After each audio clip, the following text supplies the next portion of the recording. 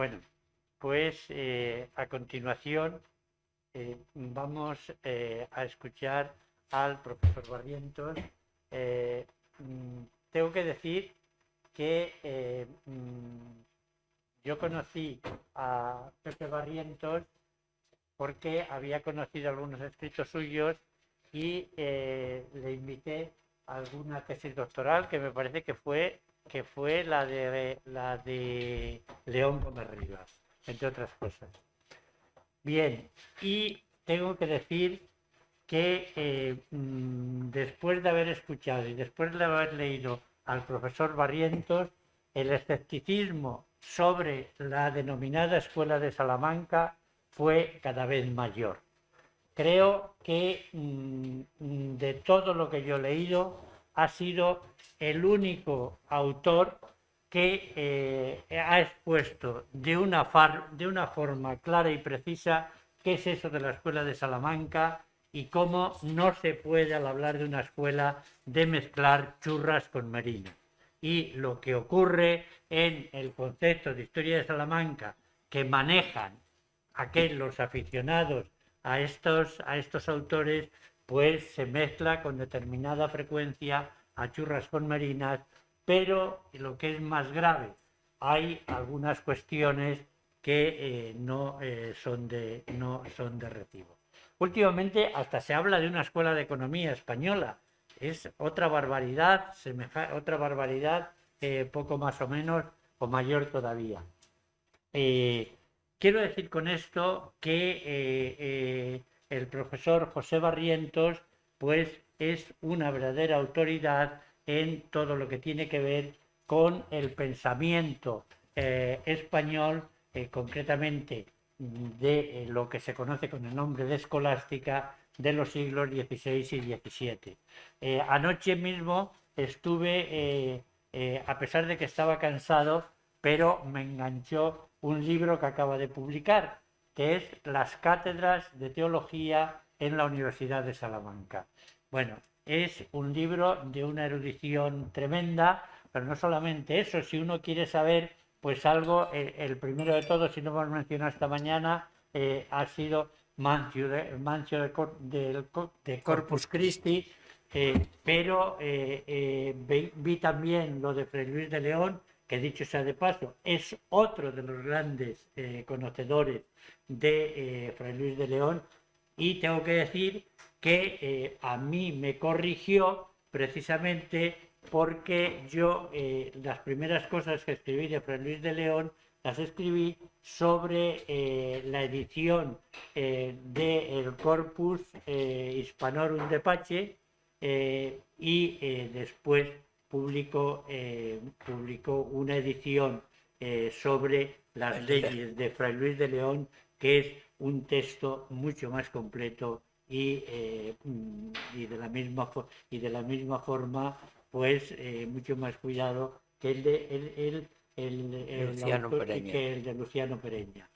Así que sin más, le doy mucho la lata a Pepe Barrientos, ya últimamente se va enfadando, dice que no, que yo ya no puedo. Digo, ¿cómo que no puedo? ¿Cómo que no puedes? Tú tienes que venir. O sea, y sin más, Pepe, muchísimas gracias por todo y tienes la palabra. Bueno, muchas gracias. Te voy a decir que intentes a ver si me han dicho que en 20 minutos, porque no tenía... Vale. Bueno, muchas gracias por estas palabras que me han dejado aquí. Pero bueno, no he exagerado nada. Sí, bueno, voy a hablar sobre la naturaleza y origen del poder político en Francisco de Vitoria. Hoy ya nadie duda que Francisco de Vitoria pues no es de Vitoria, sino que él es burgalés, su madre era la burgalesa, su padre era de Vitoria y es de donde tiene el nombre que ha recibido. Pero en Burgos es donde él estudia, entra en la Orden de los Dominicos, de aquí pasa a París, ahí tiene un largo periodo no solo de preparación, sino también de profesorado, y luego pasa a ser profesor, primero en San Gregorio, en Valladolid, y después en Salamanca durante 20 años, del año 1526 a 1546. Francisco de Vitoria debe su merecida fama principalmente a su pensamiento internacionalista por su reflexión sobre la intervención de España en América. Pero pienso que reducir a Vitoria a este aspecto supone minusvalorarlo, porque él estudió con sobrada competencia otros muchos temas de carácter teológico, moral, entre los que destaca el pensamiento político. A este tema dedicó Vitoria su reelección de Potestate Civili, correspondiente al segundo curso de su profesorado en Salamanca, esto es, al curso 27-28, aunque la disertación no tuvo lugar hasta las vacaciones de Navidad del 1528, perteneciente ya a otro curso. Pero el pensamiento político de Vitoria debe ser completado con distintos pasajes de sus comentarios al Tratado de Legibus, y teniendo en cuenta que la cuestión 96, que es de la potestad de la ley humana, es precisamente la que le sirvió de base para esta reelección de Potestate Civili. Pero a esta reelección hay que añadir otras reelecciones, como son las dos reelecciones sobre la potestad de la Iglesia, la reelección sobre la potestad del Papa y del Concilio, las dos reelecciones, por supuesto, sobre los indios. Y, además de eso, pues multitud de textos que aparecen diseminados en sus comentarios a la Secunda de Santo Tomás, que Vitoria explicó a lo largo de los cursos 34-37. Vitoria es un teólogo y, en consecuencia, todos los temas los aborda desde su condición de teólogo. Para él, los problemas humanos caen dentro del campo de la teología. Su reelección de Potestate Civili la comienza con la siguiente reivindicación: el oficio del teólogo es tan vasto que ningún argumento, ninguna disputa, ninguna materia parecen ajenas a su profesión. La teología, pues, debe extenderse a todos los problemas humanos, ya que en todos ellos subyace un problema moral. De aquí que, al ser tan amplio el campo de la teología y ser tantos los conocimientos necesarios para la profesión de buenos y sólidos teólogos, no debe parecer extraño que tan difícil profesión se encuentren tan pocos varones consumados. Vitoria pensó en la primera mitad del siglo XVI, igual que se piensa hoy en la Iglesia, que la dimensión teológica se hace necesaria para interpretar los problemas económicos, ecológicos, políticos, jurídicos, sociales del momento.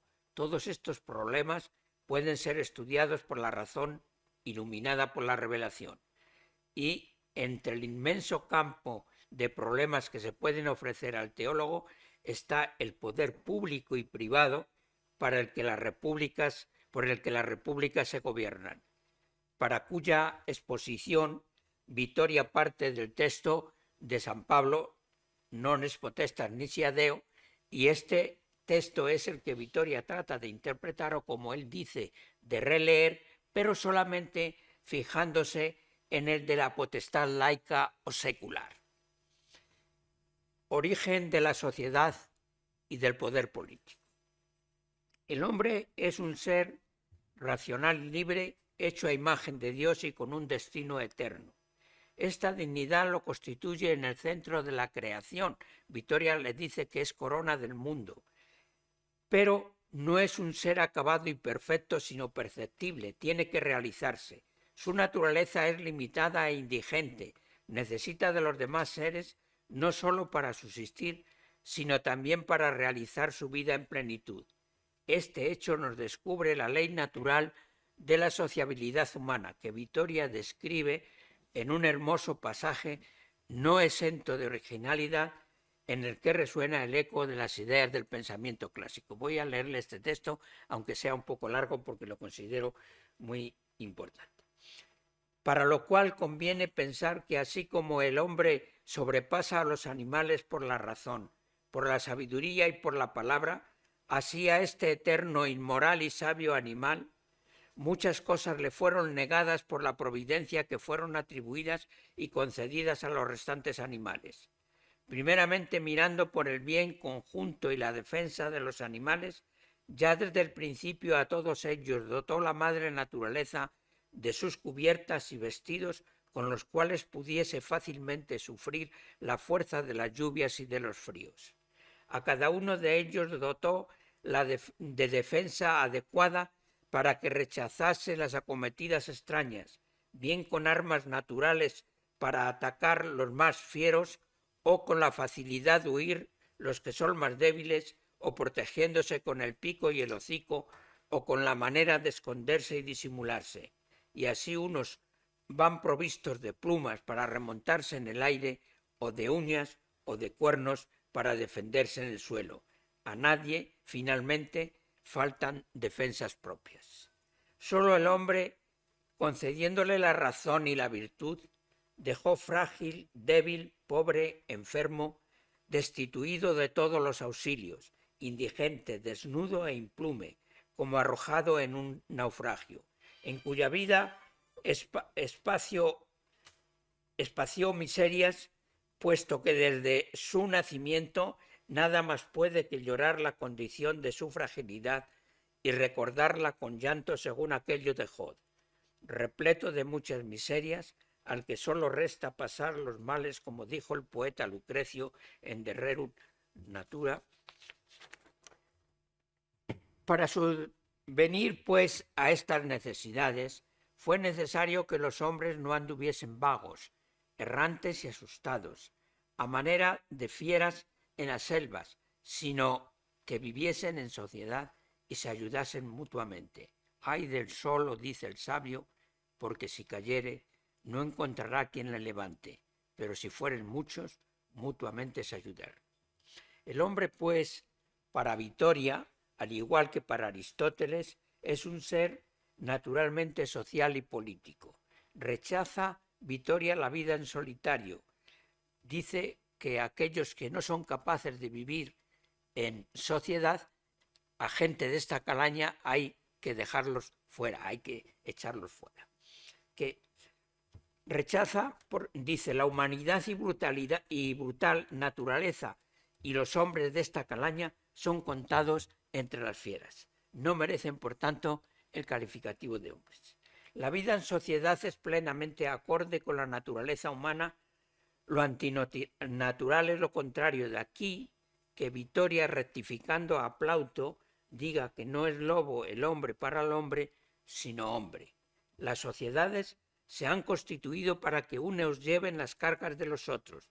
La mutua ayuda hunde sus raíces en la misma naturaleza humana. La sociedad o comunidad política en modo alguno puede considerarse como algo artificial ni como una convención de los hombres, por su origen no está en la convención, sino en la naturaleza que sugirió este modo de vida a los hombres para su defensa y conservación.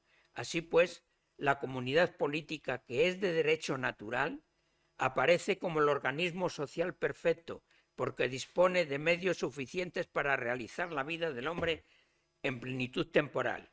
Con este fin, se integra el hombre en ella como parte de un mismo cuerpo.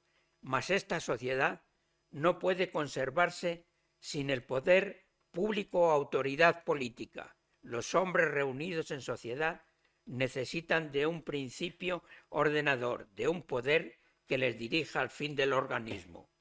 El mismo origen tienen los poderes políticos que la sociedad.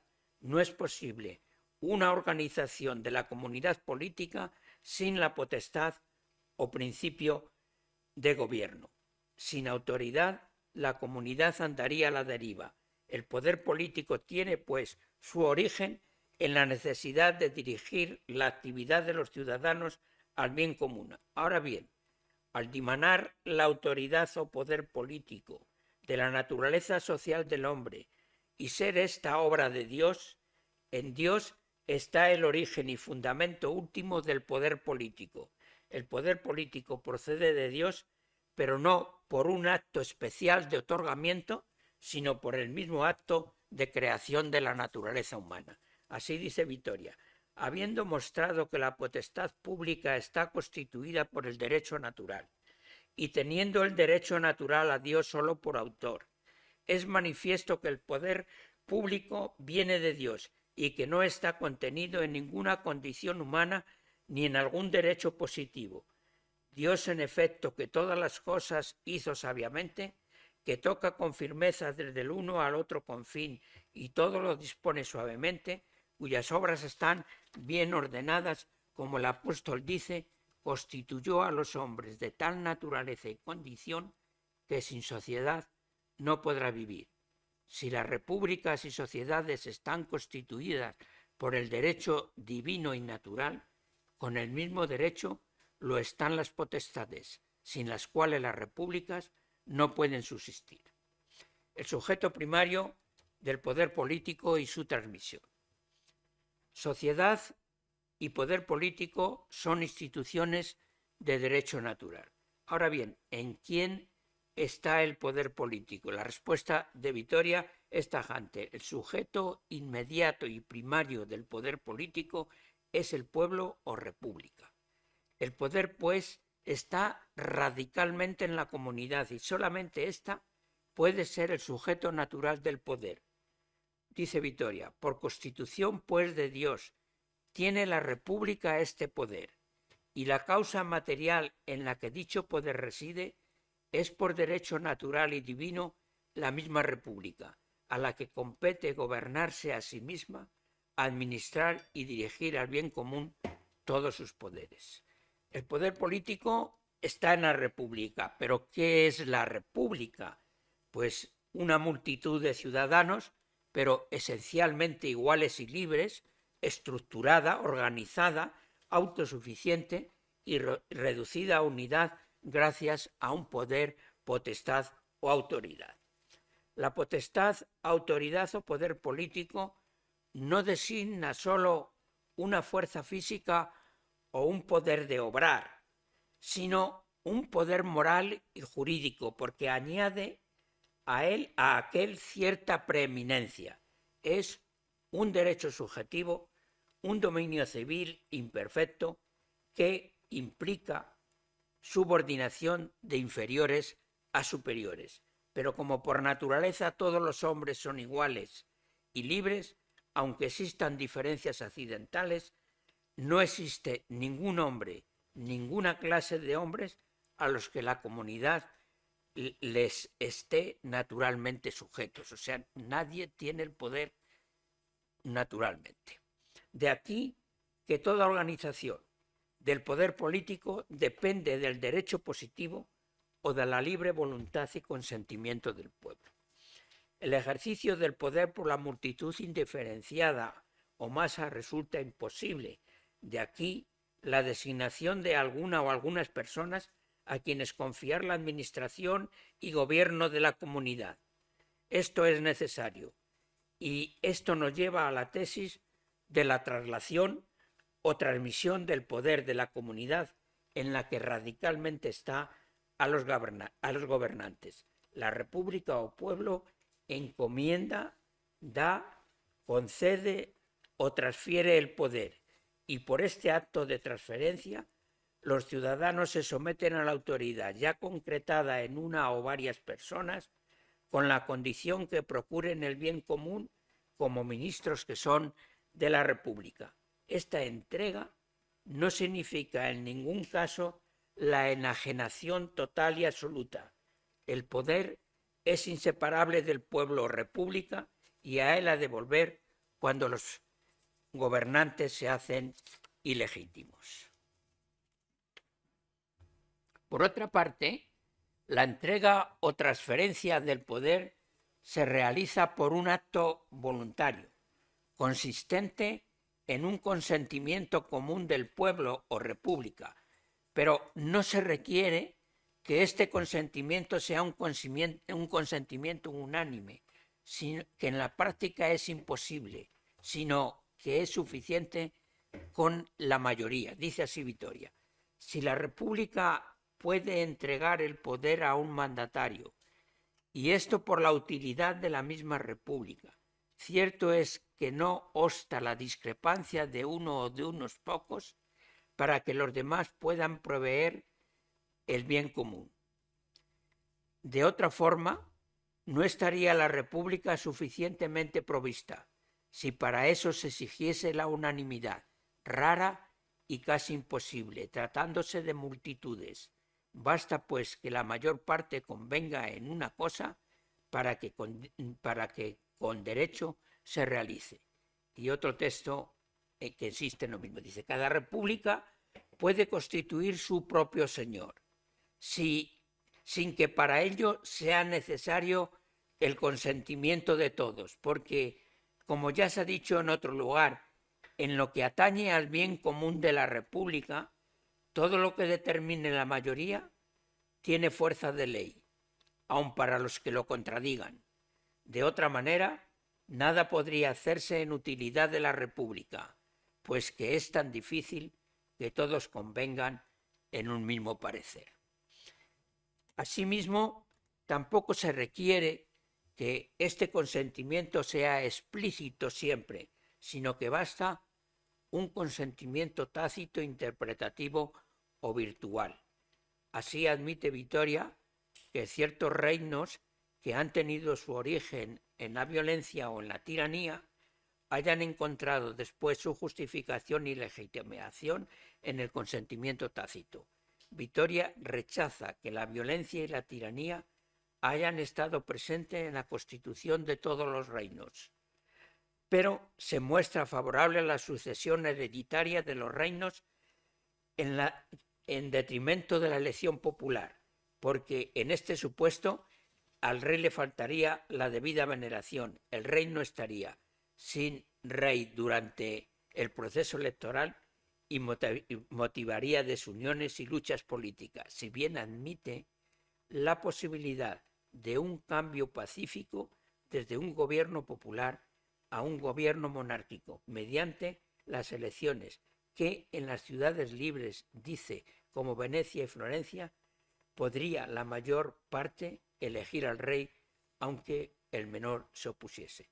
Bueno, los seguidores de Vitoria, pues, han sintetizado este pensamiento en la fórmula populi consensu tacito vel expresso.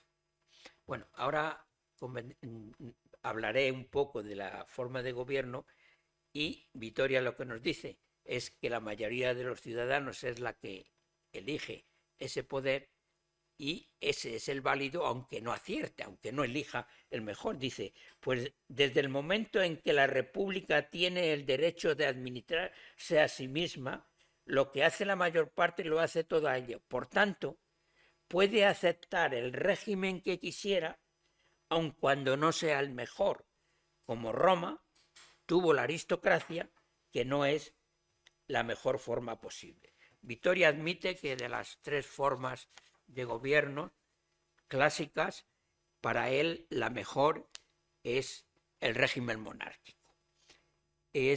Entonces era el más habitual en aquella época, y por esta razón él centra su reelección en la justificación del principio regio, en el que no hay menor libertad, dice él, que en el aristocrático y democrático, pues por otra parte es más eficaz y efectivo, porque garantiza mejor el orden, la unidad y la cohesión, al evitar con mayor facilidad que ello las convulsiones y perturbaciones políticas que acostumbran a tener su origen en la multitud de pretendientes a ocupar los cargos del gobierno, ya que donde hay muchos que mandan, son muchos los que ambicionan y son inevitables las disensiones.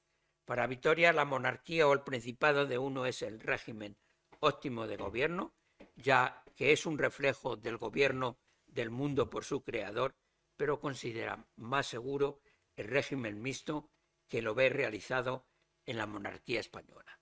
La monarquía se fundamenta en último término en Dios, tiene un origen divino, pero se trata de un origen mediato, porque su legitimación supone la intervención del consentimiento del pueblo como causa segunda Y ahora bien, dice Vitoria, no solo se llama obra de Dios lo que Él solo por sí mismo hace, sino también lo que hace por las causas segundas. Y de esta forma interpretó Vitoria el texto de San Pablo, non es potestas ni sea Deo. Solamente para terminar, decir que el poder político, ya centrado en una o varias personas, no es un poder absoluto, sino que es un poder limitado y condicionado.